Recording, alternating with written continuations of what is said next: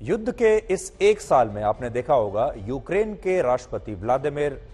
Zelensky ने अपनी जबरदस्त ब्रांडिंग पूरी दुनिया में कर ली है और अपने आप को उन्होंने एक विक्टिम के तौर पर भी प्रोजेक्ट किया है और एक फाइटर के तौर पर भी पूरी दुनिया में उन्होंने अपनी छवि बना ली है। आज अगर आप दोनों नेताओं को देखेंगे, अमेरिका के राष्ट्रपति तो पूरा सूट बूट पहनकर वहां पर गए हैं, जैसा कि अमेरिका के कोई भी राष्ट्रपति जहां भी जाते हैं उनकी जो वेशभूषा होती है वो बहुत फॉर्मल होती है। लेकिन ज़ेलेंस्की पूरी दुनिया में जहां भी जाते हैं, चाहे कोई भी देश हो, चाहे वो कहीं भी किसी देश के संसद को भी संबोधित कर रहे हो, वो कभी भी फॉर्मल ड्रेसिंग नहीं करते, वो हमेशा कैजुअल ड्रेसिंग करते हैं। और आज भी उन्होंने वैसी ही कैजुअल ड्रेसिंग करके रखी थी, जिसमें उन्होंने एक कैजुअल जैकेट पहनी होती है, एक कैजुअल पैंट पहन के रखते हैं। और उन्होंने अपनी पूरी दुनिया में जो छवि बनाई है वो एक ऐसे व्यक्ति की छवि बनाई है कि पूरी दुनिया को लगे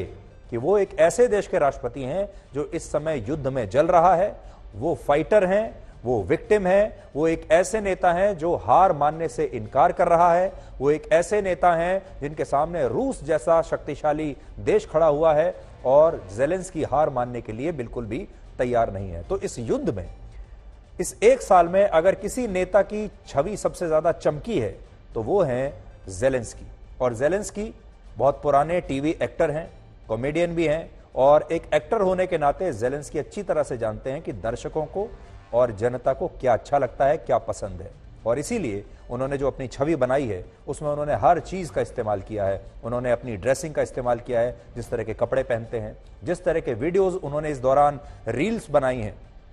इंस्टाग्राम पर अपनी रील डालते हैं, लगातार अपने वीडियोस डालते रहते हैं यूक्रेन की सड़कों से, यूक्रेन की गलियों से, और जिस तरह के डायलॉग डिलीवरी वो करते हैं उससे उन्होंने पूरी दुनिया में अपनी छवि अब चमका ली है। और इसीलिए आप देखेंगे दुनिया के बड़े बड़े नेता यूक्रेन पहुंचते हैं उनसे मिलने के लिए। जो बाइडेन ने यूक्रेन को आज 500 मिलियन यूएस डॉलर्स यानी 4140 करोड़ रुपए की सैन्य मदद देने का ऐलान किया है। इसका मतलब यह कि इस पैसे से यूक्रेन हथियार खरीदेगा और इससे हाई एक्सप्लोसिव एंटी टैंक्स भी खरीदे जाएंगे। हालांकि इस मदद से यूक्रेन के राष्ट्रपति ज्यादा खुश नहीं है, क्योंकि ज़ेलेंस्की ने कहा था कि वो अमेरिका से उसके F-16 फाइटर जेट्स की मदद चाहते हैं। और हाल फिलहाल के दिनों में ज़ेलेंस्की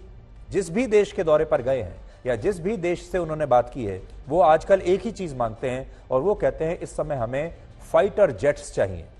लेकिन किसी भी देश ने उन्हें पैसा दिया है, दूसरे तरह के हथियार दिए हैं, लेकिन फाइटर जेट्स कोई नहीं दे रहा, विमान किसी ने नहीं दिए और बाइडेन ने भी उन्हें विमान नहीं दिए। इस पूरे मुद्दे पर जो बाइडेन ने आज कुछ नहीं कहा और शायद अमेरिका अभी अपने फाइटर जेट्स यूक्रेन को देने के लिए तैयार भी नहीं है। Together, we've committed nearly 700 tanks and thousands of armored vehicles, 1,000 artillery systems, more than 2 million rounds of artillery ammunition,